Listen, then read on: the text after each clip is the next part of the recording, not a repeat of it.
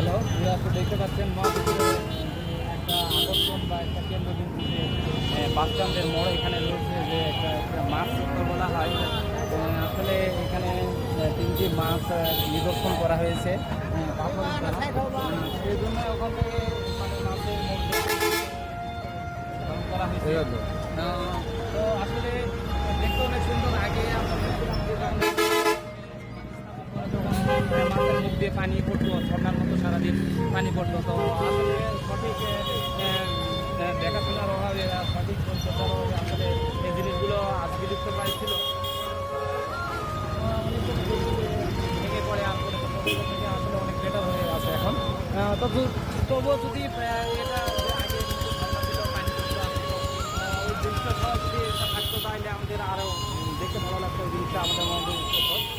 তো দর্শক আপনাদের কিছু দেখাচ্ছি যে মহাদেবপুরে আছে আমাদের প্রাণেশ্বর মহাদেবপুরে অনেকে দর্শনীয় স্থান আপনাদের দেখাবো। তো আসলে আমাদের একটা টার্গেট ছিল যে আপনাদের যে কোনো দর্শনীয় স্থানের মধ্যে একটা যে কোনো আপনাদের কোচিং থাকে। তো আসলে আমাদের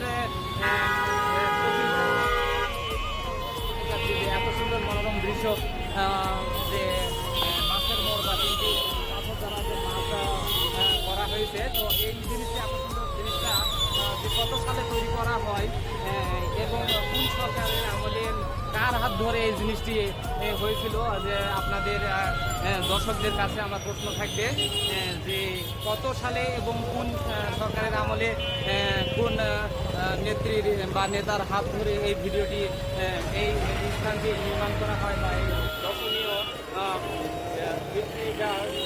স্থাপন করা স্থাপন করা হয়। তো এটা আপনাদের কাছে প্রশ্ন যে কোন সরকারের আমলে বা কোন সরকারের নেতার দ্বারা এই জিনিসটি স্থাপন করা হয়েছে বা আমাদের এই লেখারই হয়তো এক হতে পারে যার হাত ধরে এই কাজটি হয়েছিল। তো আপনাদের দর্শকের কাছে অনেকেরই জানে, অনেকের জানা নেই। তো আসলে এটা আপনাদের তো অবশ্যই আমাদের জানাবেন যে এটা আসলে হয় কোন সরকারের আমলে নির্মিত হয়। ওকে, ঠিক আছে, সামনে আমরা আরও কিছু জানা বাকি আছে। দেখতে পাচ্ছেন যে আজকে হাটের দিন হওয়াতে দেখতে পাচ্ছেন যে চারিদিকে প্রচুর ট্রাফিক জ্যামের মতো মানে গাড়ি ঘোড়া এবং মানুষজন সবসময় তো রয়েছে। তো বিশেষ করে হাটের দিনে বুধবার এবং শনিবার এই দুই দিনে মহাদেবপুর হাট, এই দুই দিনে মানে এখানে লোকে পা রাখার মতো জায়গা পায় না। তো আমার সব দিক থেকে দেখতেছেন হাজারো লোক হাটের দিনে বলে কথা মহাদেবপুর হাট বিশাল বড় একটা হাট। তো আসলে আমরা এখন যাবো এখান থেকে। আমাদের সামনে রয়েছে একটি সরকারি ভবন যে উপজেলা পরিষদ কমপ্লেক্স।